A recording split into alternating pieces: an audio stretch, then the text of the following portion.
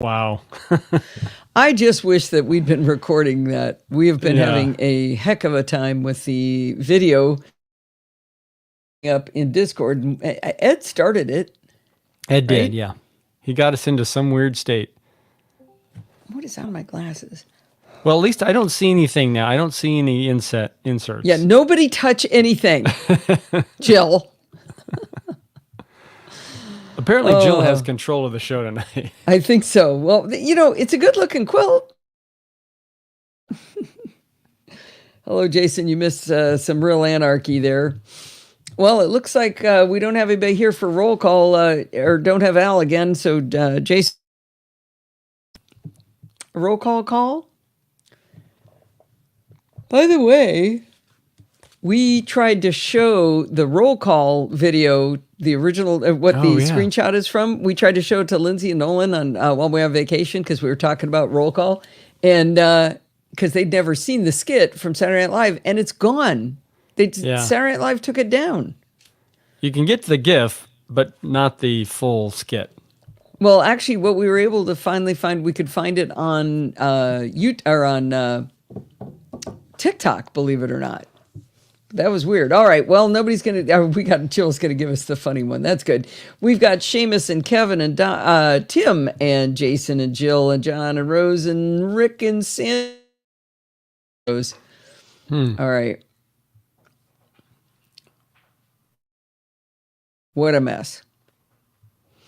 I just noticed there's still a chit chat link in there, and there should not be a chit chat, so I'm going to delete that.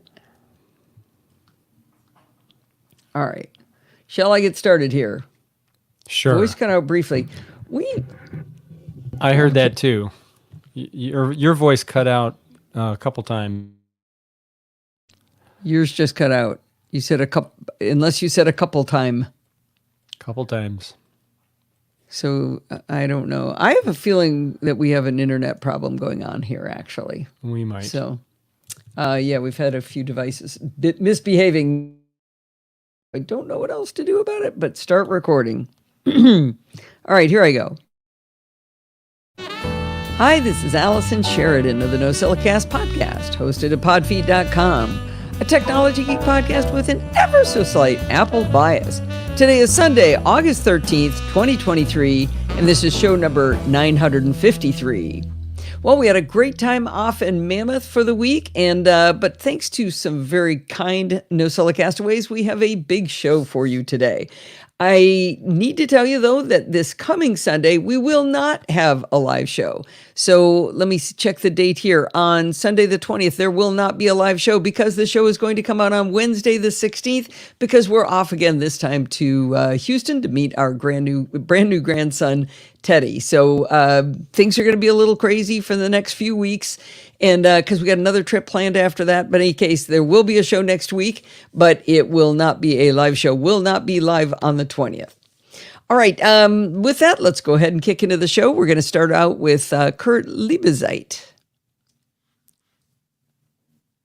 And with any luck, that's how he pronounces his last name. All right. Save. Burn review by Kurt. All right, let's try this. Hopefully, does he say his name? Let's see.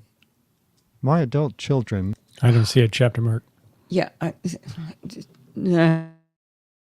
right now, if you must have it. I was not ready to do that right now, but thank you. And I hope it's Liebes. I always forget. But it's not what I think it is, so I think it's... Ooh, anybody else hear that? Yeah, I heard that. That was weird. Yeah. It's going to be anarchy tonight. NCEP. NCEP. There we go. All right. Save early, save often. All right, let's listen to a little bit here. It will not be a live show. Will not be live on the 20th. All right, with that, let's go ahead and kick into the show. We're going to start out with Kurt Liebezeit. My adult children think I'm an anachronism. I write paper checks to pay my utility bills. I have an iPhone, but it's an oldish iPhone XR, or maybe that's 10R, and I don't even use half of my 3 gigabyte data allotment. I don't do social media other than to sign into Discord on Sunday night. Friendly and enthusiastic Nosilla castaways. And I still use a real desktop computer, not even a cool Apple Silicon laptop. As detailed in an earlier submission, I'm still using a 2010 Mac Pro as a daily driver. Will soon be revealed. I have a lot of 33 1/3 LP records, nearly all of them in the folk music genre. I haven't counted them lately, but there's about 35 linear feet of LPs stacked tightly in 4 bookcases. I have an ongoing project of transferring content from these spinning vinyl discs to digital formats so that I can play them on the radio program that I host bi-weekly at the local radio station, KBOO-FM Portland. This is why I need a real desktop computer with a CD, DVD burner drive. I could easily rip the LPs to digital files and call that sufficient, but I'm kind of old school and anachronistic. I like to make CDs that include not only the audio files, but also the liner notes and the artwork. This is possible with programs like Toast, which you can use to create what are called enhanced audio CDs that have separate subvolumes for the musical tracks and the digital data. It also turns out that when you create a CD, the order and timing of an original LP, it will often be recognized by Apple Music, or iTunes, as a commercially produced CD, and music will automatically download the metadata like performer, song title, and album from Grace Note. Alrighty. I am going to jump to the end here. I'm not going to do a chapter mark just yet, but do remind me. But the greater issue was putting up with the seemingly pointless user interface changes for the sake of, quote, modernizing the app. Adios, Toast. Hello, Burn. Well, thanks so much for that, Kurt. You know, to the audience, we put up the post that Kurt wrote that goes along with this audio recording quite a few days ago, and it's gotten a lot of traction. People are saying, well, I've got a stack of CDs too. So maybe Kurt isn't so different from everybody else in looking for a solution to this easier way to burn CDs. Water with bourbon. Yeah, I like bourbon. I like a little bit of water in my Rye. rye. Thank you. You can tell I'm distracted because I can't get my words out. All right. I'm putting in the chapter mark already, okay? Good job. Copy link and paste. There we go. All right. So now I wrote this a long time ago. Oh, that one's a shame. We had a great review by Michael Babcock about how to create a thumb drive that contains your preferences for voiceover. So if you're on your own Mac, you know, you've got all your settings exactly the way you like it, the right voice, the right speed, and the way the rotor works and all those kinds of things, and keystrokes, and, you know, there's a ton of different settings you can set up, and there's a way to stick in a thumb drive and make it portable. So I thought, oh, cool, I'm going to test what he suggested, and I tried it, and it didn't work. And I tried it again, tried it on a different Mac, didn't work. And so I told him, and it turned out in macOS 16.5, Apple broke it. So we now have reports into Apple to try to get that fixed. And hopefully we will be able to get it back. What's interesting is with accessibility, there's actually an email address you can write to, and they respond to it. Like they said, yes, we've been able to replicate what you said. We'll get this to the right team. Cool. Isn't that crazy? All right. All right. Wait, who likes gin and tonics? Oh, yeah, Sandy's my people. All right, I'm going to record for myself here, unless you have anything else you need to add, Steve? Nope. All right. You've been hearing me complain at length about trying to get Apple's help figuring out why the battery doesn't last as long as it should in my 14-inch M1 MacBook Pro. You also probably remember that they had me doing so many time-based experiments on it that I bought an M2 MacBook Air so I could continue to get work done while they made me do these experiments. The good news is that I'm in love with the MacBook Air, and I've been stretching its capabilities, and I've yet to find a limit to what it can do. I have to tell you, it seriously has me questioning whether I even need a pro machine. I decided to see whether I could conduct my part of the live show while on the road at Lindsay's house using only the MacBook Air. On my first attempt, I carried both laptops just in case the MacBook Air wasn't actually up to the task. The main limitation for my work with the MacBook Air is that it has only 2 Thunderbolt USB-C ports. I use a lot of peripherals when I'm doing the live show, and at home I have a CalDigit TS3 Plus dock and an OWC Thunderbolt hub, which together manage all of those connections. But when I'm on the road, that'd be a lot to carry along. Let's review the list of devices I need to plug into my traveling Mac for the live show. First, I have a Shure MVI USB interface for my XLR microphone. Now, that's not my standard interface, but it's the one I take on the road. I also have, I need Ethernet since Wi-Fi makes video a bit unpredictable. The third thing I need is an external USB-C display, which is currently the 15-inch 4K KYY display. With all of the different windows I have to have open, I simply can't do it on a single display, so having that external USB-C display is perfect for doing the live show. Next, I have the Logitech Litra Glow LED USB light panel. Now, I could do without that. Technically, the show would still come out, but the lighting in recordings is absolutely hideous. So hideous for this. It's fine for a bedroom, but it's hideous for getting a good video display, and you got to have good lighting on your face. Finally, I'm now using my iPhone for continuity camera when I'm on the road. The first time I tried using the MacBook Air for the live show, I used the Satechi 4-port USB-C hub that I reviewed a few months ago. This hub provides 4 USB-C 3.0 Gen 1 data ports.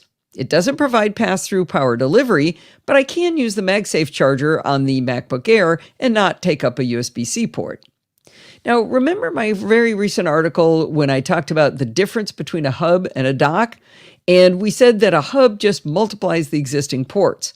In this case, a hub is the right choice because the MacBook Air only has those 2 Thunderbolt USB-C ports on it. I'm really comfortable using dongles to make those USB-C ports into anything I want, so I don't need a dock to change the functionality. I only need more USB-C ports. Now, the challenge of using a USB-C hub was that many devices don't work properly if plugged in through a USB-C hub or any kind of USB hub, especially if it's a bus-powered hub like my Satechi. For example, the KYY USB-C display simply will not function if it's plugged in via a USB-C hub. In my testing at home, I realized that the microphone interface also required a direct connection to my Mac. If both of those devices have to connect directly, then that's both of my USB-C ports used up, and I can't add any other peripherals, including that Satechi hub. Well, around the time I was preparing for this exercise, I heard Pilot Pete say on the Mac Geek Gab that he figured out how to trick his mic interface into working through a USB-C hub. He said if the Mac was off, or at least asleep when you plug in the interface, when you awaken the Mac, the interface will work through a hub. This meant I could have the external display take one port and the USB-C hub from Satechi take the second port, and I'd gain those 3 USB-C ports. This allowed me to plug in all of my devices while at Lindsay's.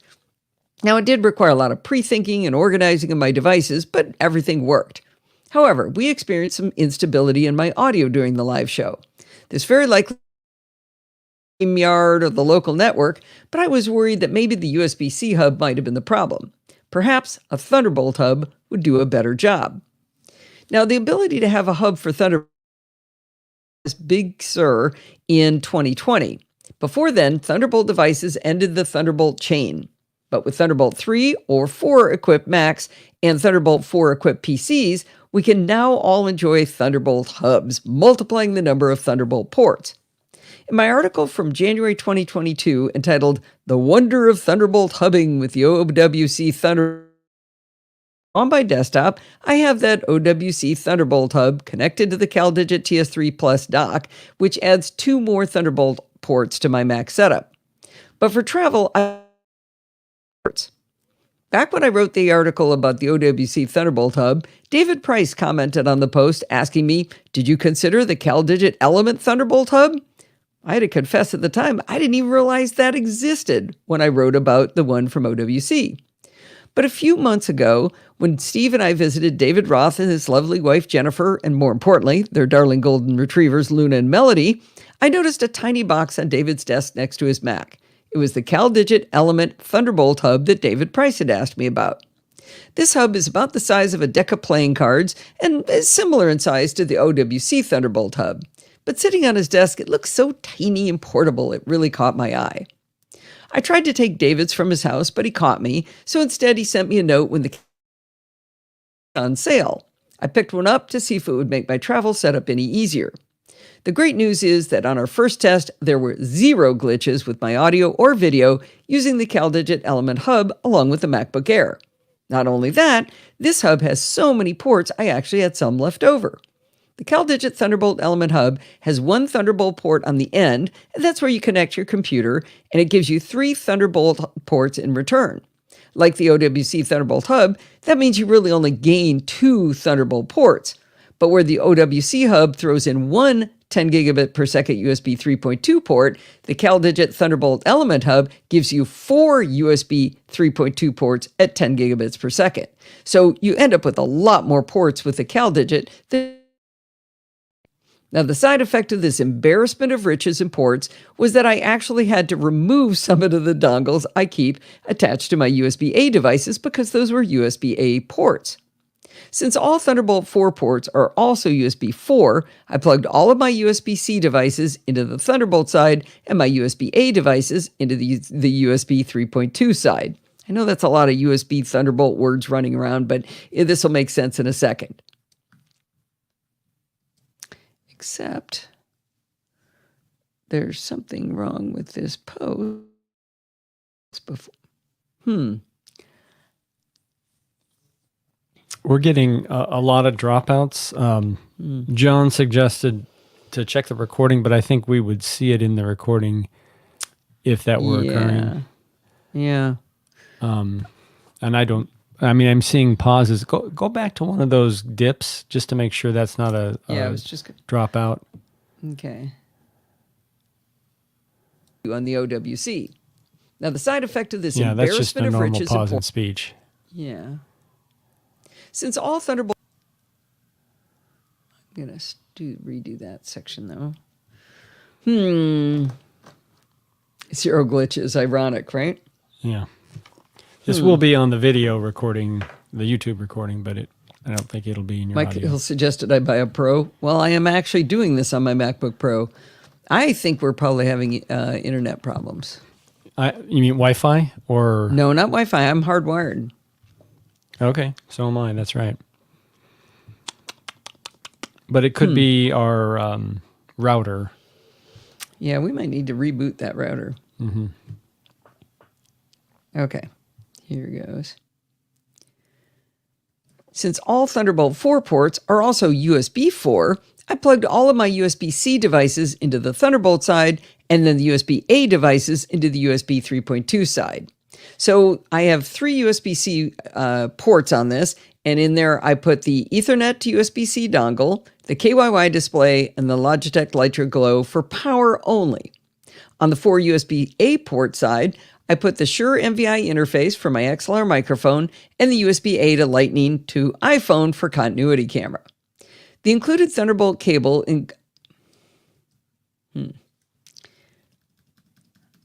I need to say the included Thunderbolt cable. The included with the... Oh, never mind. It would have been fine. The included Thunderbolt cable connects the CalDigit Thunderbolt Element hub for all of those devices. Since it's a powered hub, I didn't even have to plug the MacBook Air into power using MagSafe. One cable to rule them all. Now, I know that's a lot of stuff to keep in your head, so in the show notes I included a handy-dandy diagram of the setup along with a photo of exactly how messy but awesome this was. There are 2 things I want to mention about this setup.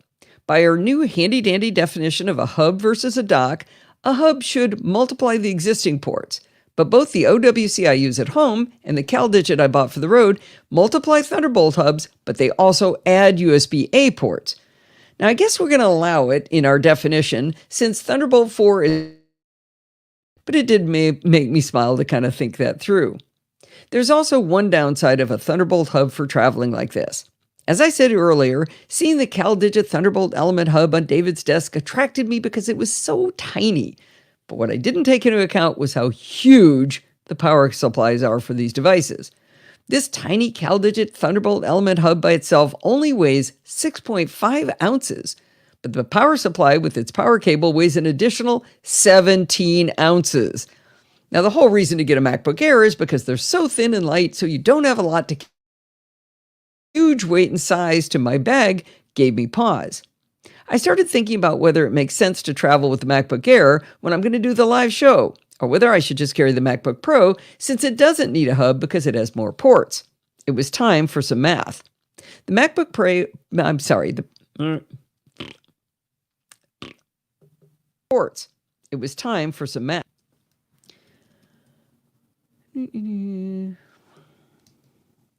Save. MacBook Pro weighs 54 ounces, but the MacBook Air plus the CalDigit Thunderbolt Element hub, including its massive power supply, weighs 66 ounces. So that makes the MacBook Air combo kit 22% heavier. Now, it may be illogical, but I think I'll still travel with the MacBook Air. It's easier to take out in the car to get some work done. It's easier to carry between rooms. It's easier in just about every way to use than the 14-inch MacBook Pro. Plus, it has more battery life, remember that? Well, I'm willing to pay the price of the extra weight of the hub just to have that convenience the rest of the time that I'm away from home. Don't forget, I'm also carrying a mic interface, a mic tripod, big headphones, a light, and a 15-inch USB-C display. So what's an extra pound? The final reason I won't travel with my... I ad-libbed and I blew my own joke. Now, it may be illogical.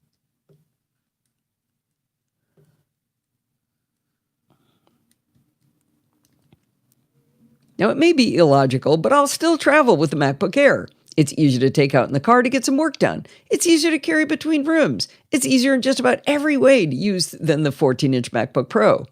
I'm willing to pay the price of the extra weight of the hub just to have that convenience the rest of the time when I'm away from home and I'm not recording. Don't forget, I'm already carrying a mic interface, a mic tripod, big headphones, a light, and a 15-inch USB-C display. So what's an extra pound and a half in that bag? The final reason I won't travel with my MacBook Pro is that the battery life problem still has not been resolved. I'm afraid it may live out the rest of its days as a desktop. The MacBook Air has a longer battery life even if the MacBook Pro didn't have problems, so it wins on all of those counts. I have to say that the CalDigit Thunderbolt Element Hub is a great little device for expanding the Thunderbolt and USB ports you have on your computer, whether it's a MacBook Air, a MacBook Pro, or a Thunderbolt 4 equipped PC. You can buy it on Amazon for $230 right now, and as of the time of this article, there's a $20 off coupon. Alrighty, what is that junk I wrote at the end? I don't think... Oh, well.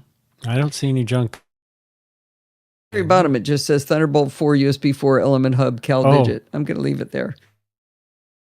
Oh, I said me when I should have said, it was supposed to word my, but this is going to take me forever to find it because me is an element. And me, oh, geez. Let's see if I do. Okay, there. Live show at home. I think there's a space before it too. Maybe if we can find it. This allowed me, if I'd considered, he sent me a note. Boy, I talk about myself. But it did make me smile. Attracted me because it was so tiny. Size to my bag. There it is. The last time it was. All right. Getting a little British on us? How is that? Did you say me bag? Bag, yeah. All right. I thought I wrote poop.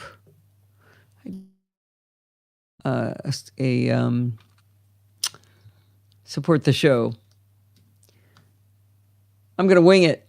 Oh, no. I'm going to do it. I could do it, right? You've done it before. Wasn't Not pretty. with But elegance. All right, if it's short enough. Okay, here goes. Did you know that buying things like the CalDigit Thunderbolt Element Hub actually cost me money in order to make the show for you and keep it going? Well, there's a way you can help support the show to help me pay those bills, and that's by going to podfeed.com/Patreon if you want to be a patron of the Podfeed podcast and do to help support the show. You can also go to podfeed.com/PayPal if you'd rather do a one-time donation. I really appreciate your support, and it really does help make this podcast possible. Okay. not bad. Considering I winged it. All right. It's time to hear Jill. All right. Jill from the Northwoods. This is a really interesting review of something I wouldn't think was something we needed this time of year these days, but I think so. Hey, I'm here. Let's see.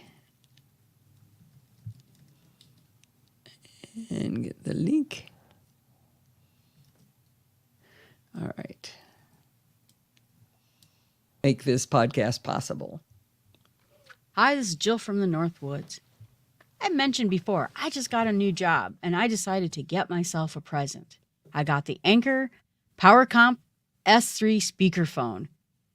The reason I did this is that during the pandemic, I've been on Zoom calls all day long. It's part of my job to be on so many meetings. But now I'm going to be doing this for the rest of my working career.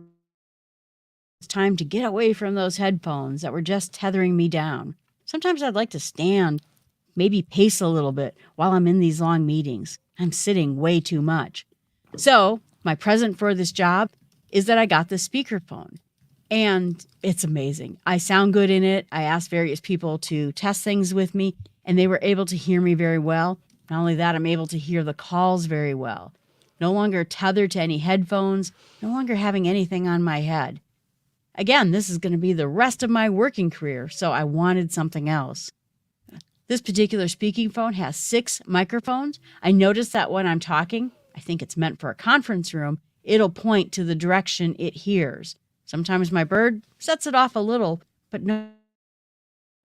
So it enhances the voice and gets rid of the bird. And I noticed it even can be a little farther away and people still hear me very well. The voice tracking it does. It also has Bluetooth capability, or you can plug it in direct. I found for myself, in general, I found Bluetooth items don't work as well as plugging directly into your computer when it comes to latency and other types of issues like that.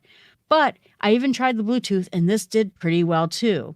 There's no reason why I shouldn't plug it in, so I do. But I can also use it in the future for things like my iPhone if I'm having any kind of call on it to just sound even better. It works with every type of call software that you use, Skype, FaceTime, it has Zoom, WebEx, GoToMeeting, and it works like a charm. In my job, I work with a couple different pieces of software, and when I log into an app, it automatically recognizes I'm in an app and gives me controls right on the face of the speakerphone itself. There's an app you can get for it too. If you need to do that, it gives you some more controls like volume, firmware updates, other types of settings. But I haven't found so far that I need it. Plus, it has a handy travel case. This last week when I traveled out to California, I brought it with me. Sometimes I take calls in my hotel room, and it was small enough, easy enough for me to use that I could just use it everywhere. It also has a built-in battery, so if I'm in my hotel room, not looking to plug it in, it says it can work for up to 24 hours on a fully charged battery and has the ability to act as a battery pack for one other device. I haven't found that to be necessary. I don't need another battery, but I guess it's good to know I have something else there. Of course, like most types of headphones and other types of speakerphones, it has a mute button, which also synchronizes with the mute on Teams. That's the one I've been using, and other applications. So I can either click on the button in Teams or use the device itself, make things louder, quieter, and it has a quick response. During the pandemic, I bought a terrible speakerphone, but that was because everyone was going crazy with the Zoom meeting stuff. It was the only one I was able to find and get right away. It was pretty terrible. People couldn't hear me, and I didn't think I heard other people very well at all. But this one, top notch. And for everything I was looking for, it just did a great job. I noticed there are a couple of different models out there. This one ran me $99 on sale. If you heard, Amazon just had a big sale going on last week.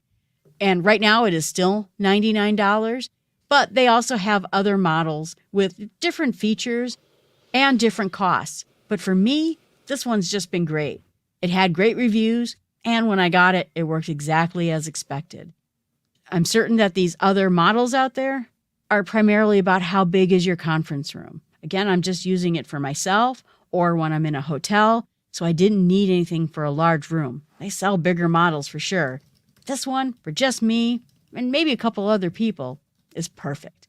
So I got this as a gift for myself, and I love it already. It's going to make the rest of my working life so much better. And I recommended it to people I work with who struggled to find good ways of getting people to hear them while they're on calls. Either they're using their laptop microphone. This is so much better than that. And people can hear you. And when you work remotely and the entire impression people get from you is how you sound, whether or not you forget to unmute your phone, or whether you forget to mute your phone and you're crunching on your chips while your boss is talking, this is the perfect device to helping you sound amazing and be that employee you hope to be while working remotely. If you have any questions, you're always welcome to ask me either on the blog article itself or in Allison's Slack channel. So I hope you enjoy the Anker PowerConf S3 speakerphone as much as I do. Cool. Hey, for some reason, I appear to have a Tailscale VPN tunnel turned on. So I wonder whether that was it. Yeah, I don't know. Is it now turned off? Just turned it off just now. Okay. Steve was asking me in the what my CPU is doing, but for some reason, iStat menu is only showing me the network. Oh, actually, that's no good. I think you just paused again. Is Steve pausing at all, or is it just me? That's an interesting That's a good question. So yeah, iStat menu anything to do with it. Activity monitor. Jill just paused too. So yeah, so any playback. So that would make sense because that's from my machine. iStat menus not responding. Okay, force quit you. So I don't know whether that's going to do anything or not. I think that's only since I started messing with it, looking for it. I'm not talking enough maybe that you would hear me pausing because it's so intermittent. Okay, so tell us a story, Steve, about your Insta360 action cam. Yeah, actually, I have a story about that coming up here shortly, but that will be a playback story. I could read it live, a live reading. You could do that. As a test. See if they're hearing a glitch. Doesn't help. Steve, if I'm not are you still talking? I am talking. Yeah. Do you not hear me? I didn't hear you for a second there. When I said keep talking, you stopped talking. Oh, I didn't hear you. Oh, Steve just froze, Dad said. So it's both of us. It may be the StreamYard or YouTube connection. Or the StreamYard connection to YouTube. Okay. We will move on. I don't think we're going to solve this one right now. All right. But it might explain why we've been seeing cameras going offline and light switches going offline today. Yeah. All right. Do you introduce yourself? I think you do. I do. Okay. I went back and added that because you're always asking that, and I remember, Allison's probably going to ask if I introduce myself. Let's see. Put you right here. as much as I do. Hi. Oh, Wait, before you go on, I thought you had additional words at the end of Jill's. do I have a note on that? Yeah. Okay. Thank you. Yeah, that should be in my Notion database. Was there anybody else's? Note, read my part afterwards in the podcast. Thank you. How did you remember that? Well, I just was looking at the blog post. Okay. It's in the blog. It's in the post. Yeah. Where is it? She wrote this a while ago. You want the date? Nope. August 7th. Nope. No, you don't want the date. Okay. Oh, God. Why are there two of those? There it is. Okay. Yeah, let me... for just a moment, just in case I run into it. Remind me to unmute that. All right. That was great, Jill. I love it. It's funny. It just doesn't seem like something we would buy nowadays is a speakerphone, but I completely understand why that works. Lindsay has one, and I know she really likes it for her calls. But I'd like to throw in a few extra comments. I talked to Jill about the Anker PowerConf 3 charges when it's tethered to the computer, and she confirmed that it does. The other question I had was whether this is a full duplex device. Now, you care about full duplex because that's the technology that allows you to talk and hear from the device at the same time rather than one getting cut off. Single duplex uses the same channel for send and receive, so you can talk or listen, but not do both at the same time. This took a wee bit more digging, as the Amazon listing for the Anker PowerConf 3 didn't say. I was able to find a support article on support.ankerwork.com where they confirmed that it is definitely a full duplex device. Thank you, Steve, for remembering that. My pleasure. Now, let me move you to there, and let me move you to there, because we got the chapter mark. Oh, let me unmute that track. Let me put you back up here. All right, let's hear how that gap sounds. A full duplex device. Hi, this is husband Steve with a gift. Oops, sorry. That was me. My bad. Hi, this is husband Steve with a review of the Insta360 X3 action camera. A few months ago, our good friend Pat Dengler showed us her new spherical camera, the Insta360 X3, and after seeing its capabilities, I knew I wanted one. Being the thoughtful wife she is, Allison kindly bought me one as a gift. Her one condition was that I write a review of the camera to make sure I really learned how to use it. Insta360 cameras come in a few models, and the latest is the X3. To simplify things in this review going forward, I'll refer to the camera simply as the X3.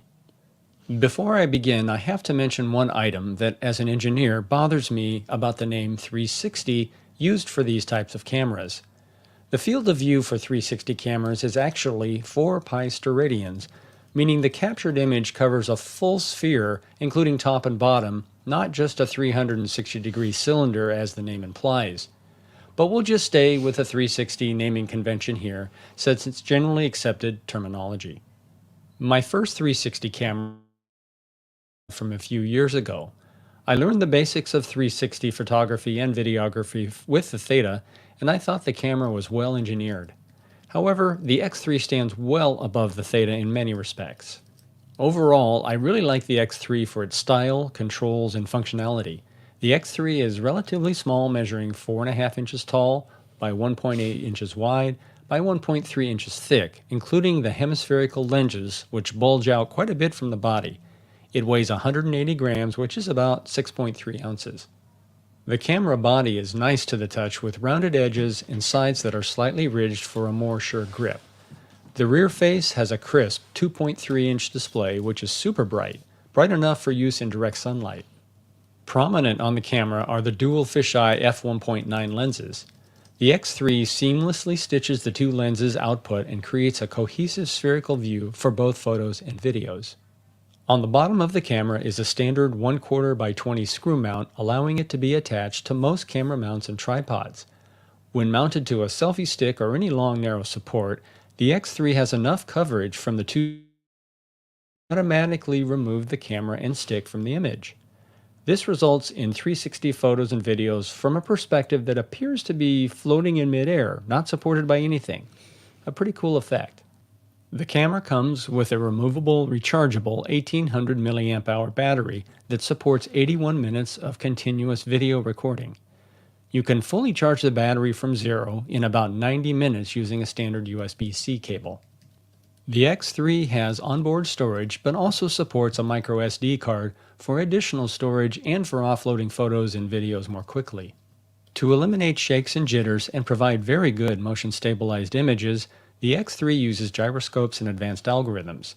Since the camera has a full 360-degree view, the image perspective is held in the same direction, regardless of how you move, rotate, or reorient the camera. Some of the other key features of the X3 are it's waterproof down to 10 meters and rated IPX8. It offers easy-to-use reframing tools after shooting 360, so you don't need to worry about the camera's viewing angle while shooting. It supports Bluetooth 5.0. That was me. It also has 4 built-in microphones, which support stereo, wind noise reduction, and direction focus. That's where the camera enhances the audio in the direction of the viewing angle when reframing 360 video. It is Wi-Fi enabled at both 2.4 and 5 GHz bands, and it supports Bluetooth 5.0, and it supports voice commands. The X3 is fairly easy to use, but some of the on-camera menu selections are buried a couple levels down. You can use the X3 standalone, but its utility goes way up if you pair it with your phone. Using the 360 app on your phone, either iPhone or Android, you connect the camera via an ad hoc Wi-Fi network that supports high data transfer speeds, which are needed for the large 360 photo and video files. The app provides full photo-video control and image viewing of the X3 from your phone. Viewing on the phone allows you to spin the image or video by dragging it to see the full 360-degree view from any perspective you want. You can also view the 360 image in a wide, cropped rectangular version instead of the full 360 view. The Insta app is very handy if you want to take a photo while the X3 is at the end of a long selfie stick and is hard to reach. It also lets you get a larger view of the images and videos you've captured with your phone's display. You can download your photos and videos directly from the X3 into your photo library. One of the coolest features of the Insta app are the many special animation effects it provides. Since most photo viewers don't allow the user to manipulate and view a full 360-degree image, the Insta app provides 5 animation effects which automatically spin, zoom, and reorient the 360 image in various ways to create a video of your still image from many perspectives. They also offer background music of various styles that you can add to the video of your animated 360 still photo. The X3 offers several video and photo shooting modes. For video, you can record up to 5.7K resolution at 30 frames per second, and you can select Standard, Active HDR, Time-Lapse, Time Shift, which is like a hyperlapse video, Bullet Time, which is slow-mo video with a 360-degree spin popularized on the Matrix, Loop Recording, which overwrites the earliest content after reaching a maximum length, and the new pre-recording mode, which records video up to 15 to 30 seconds before you even hit the record button. For photos, you can shoot up to 72 megapixels resolution, and you can select Standard, HDR, Burst, and Interval. It also has a very cool Starlapse mode that I haven't used yet, but will. By placing the X3 on a tripod at night in Starlapse mode, it will record the streaks left by stars, planets, and meteors as the Earth rotates under the heavens. A couple of other nifty features of the X3 are that you can connect it directly to your Apple Watch instead of your phone to control the camera. You can take photos, start-stop videos, and change shooting modes. However, you cannot view images or videos on your Also, in real time, stream 360 videos from your X3 to Facebook, YouTube, and a few other platforms through your phone. However, I was not successful in performing this because during my test I did not have a good cell signal. The X3 uses a cell connection for streaming to the internet since Wi-Fi is being used to connect the X3 to the phone. The X3 comes with a USB-C cable, 1 battery, and a soft pouch type case. I also got a few extra accessories that have come in handy. First is a semi-hard case that zips open and close to better protect the camera. probably one of the most useful accessories is the selfie stick, which is important for removing your hand and arm from a 360 photo or video.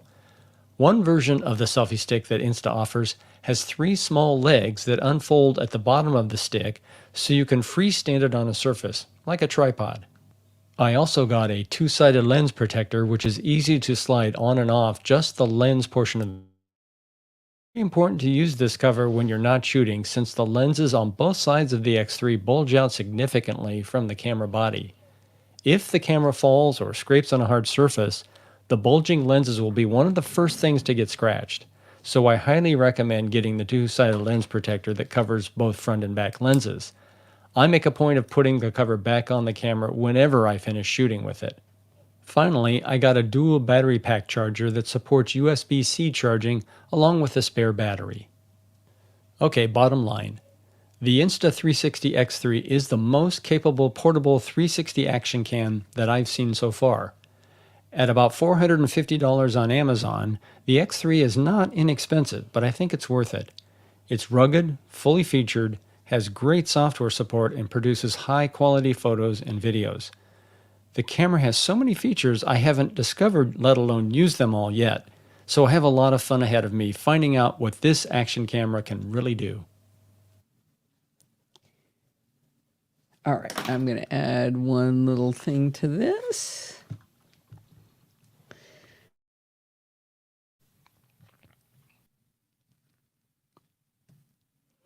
So I have a lot of fun ahead of me finding out what this action camera can really do. Well, I know many of you, whenever you tell me about some cool new gadget you got, the first thing I say is, so when's the review coming? I'm doing my talk at MacStock of Learn by Teaching, that if I could get Steve to do the review, then he would learn how to use it. And it does seem to have worked. I'm really happy that he got this, because we just got back from Mammoth and he did a lot of work learning to use it before we left and being able to write this article. And so he was able to take some really, really cool pictures and videos while we were on our trip.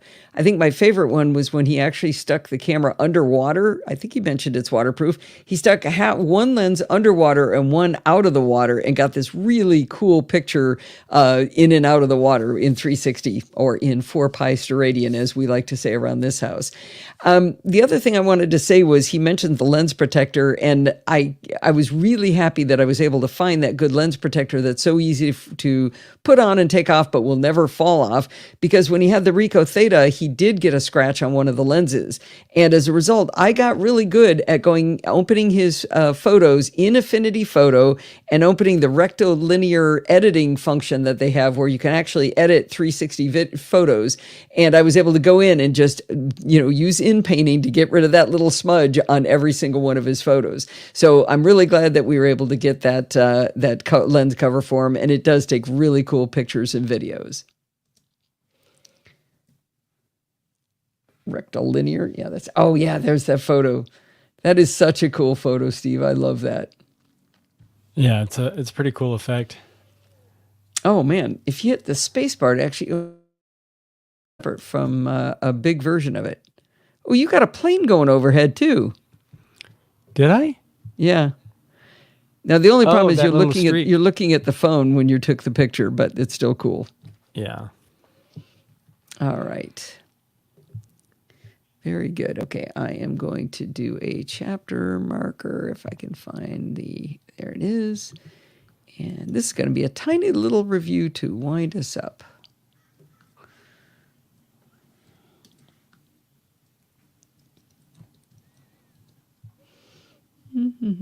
Copy link.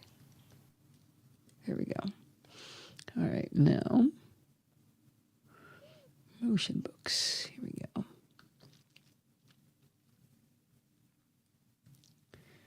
Here we go. Lindsay asked me for a very unusual present for her birthday this year. She asked for a motion book from themotionbooks.com. The motion book is a video book that automatically plays any videos or slideshows you put on its internal storage. She wanted one of the motion books so she could have her wedding video and maybe some slideshows as a coffee table book. That design sounds simple enough, but the execution and elegance of the software in the instructions really made me want to tell you about the motion books. The motion book is a very elegant linen 1.5 by 6 by 0.5 inches. When you open the book, inside is a 6.5 inch diagonal 16 by 9 aspect ratio screen with 5 buttons below it. There's one for rewind, play pause, fast forward, and volume up and down. Opening the motion book autoplays the video from the beginning after about 5 seconds. During that few seconds of wait time, you'll see the battery charge level of the book before the video starts to play.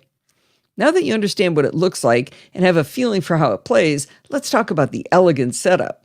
Inside the box is a little card with a QR code that will take you to themotionbooks.com/learn, where you can watch a very short 2.5-minute video on how to set up the device.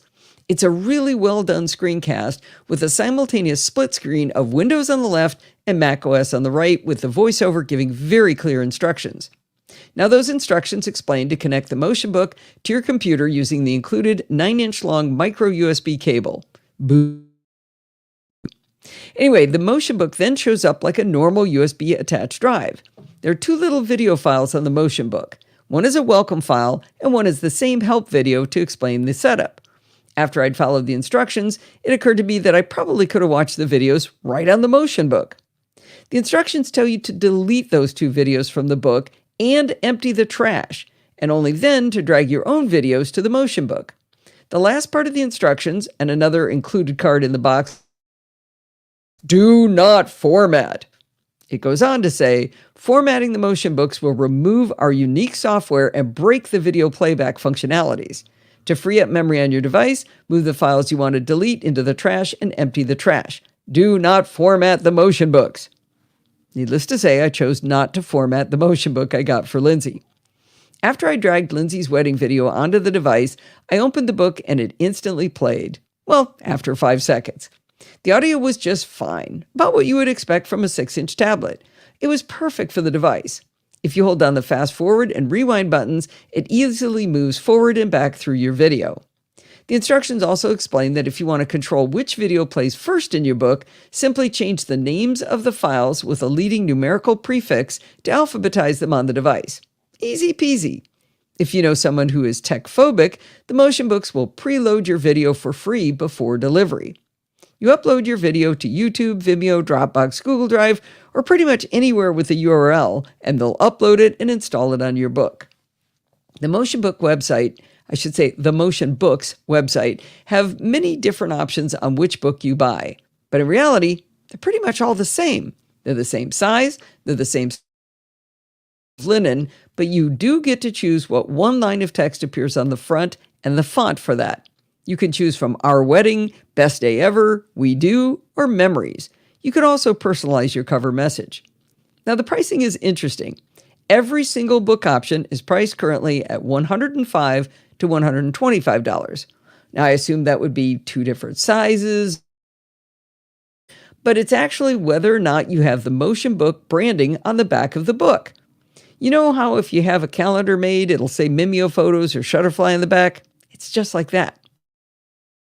$1 cheaper price for 2 reasons. Firstly, because it doesn't detract from the beauty of the book at all. And secondly, I believe there should be a law across the land that all good products have the name of the company imprinted on them so you can figure out how to buy another one. Can't tell you how long I spent trying to figure out who made this one kind of plastic spatula I like so much. The Motion Books have free shipping in the continental U.S. as of the time of this writing, and they have a long list of countries they ship to as well.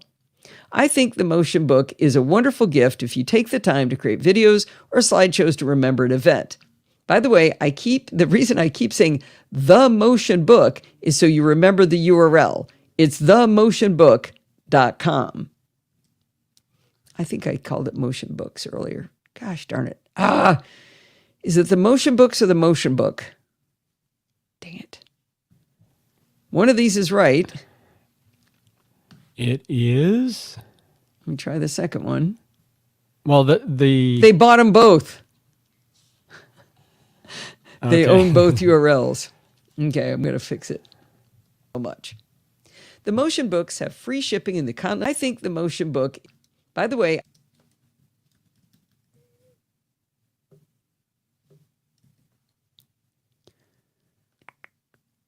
By the way, the reason I keep saying the motion book is that you remember the URL. It's themotionbook.com. Now, if you've been listening, I said earlier, themotionbooks.com, and luckily for us, they bought both of those URLs. But you do have to remember the word the at the beginning, so themotionbook.com. All right. Glad we got that straightened out. Exactly. Okay. And we will not have a live show. Let's see. Support the and if we try to find a live show, wait until when's the next live show? It's going to be on the 27th. Okay. Until August 27th. And then head on over to, okay. Oh, I only got 3 minutes. 3 minutes. Here we go.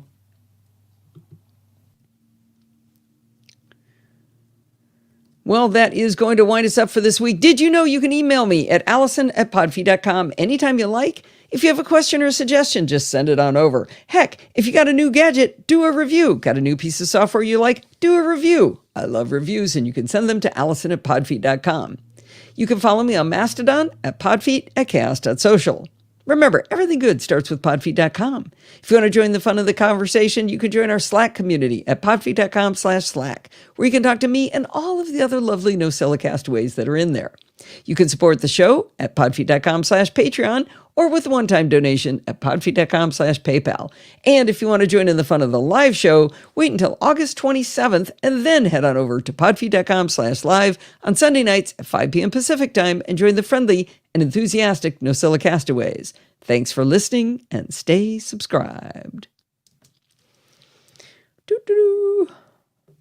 So I don't suppose it stopped dropping out, did it? No, it continued. We may need to reboot our router. Yeah. Oh, well. Hopefully that's all it is. Oh, it's probably time to do a chapter mark count, even though Kevin didn't tell you to. Ways. Thanks for listening and stay subscribed. Ha! Beat you, Kevin. So what do you got, Steve? I got 1, 2, 6. You may not see a link for support the show, but I did one. So. 6. 6. We have 6 chapters. Well, thank you for sticking with us in spite of the drop in and drop out. I wonder whether it's the router or is it StreamYard. We will probably never know because we're going off to Houston soon. So good luck with that. All right. Oh, it is Drunk Nick Noddle. Yes, you should have your wife do a review. Jill, knock it off. Was that Jill? Yes, she's got her avatar up. Oh, I see yours up. That's interesting. We're seeing different. I see Jill's. Okay, so what avatar are you folks seeing? I see the pod feeds. Anyone else see Jill's that's avatar? Interesting. I don't think I did anything. So yours popped up. Ed sees Kevin? Kevin? Oh my gosh, this is a mess. Wow. I wonder Maybe if some bugs. Discord could not be causing the dropouts because that's kind of independent. No, it disappeared and came back. Yeah, so did mine. The camera. Okay, it's gone again. Is anyone doing anything that's coincident with this thing Jill appearing disconnected. and not appearing? Because it's gone now for me as well. That's odd. weird. Jill disconnected, and so you stopped seeing my pod feed. That makes no sense. Wow. All right, I think we better call it before something explodes. Plus, it's 6 o'clock, so goodbye, everybody. Goodbye, Rose. Goodbye, everyone. Oh, you want me to end the live show? I'll just sit here frozen.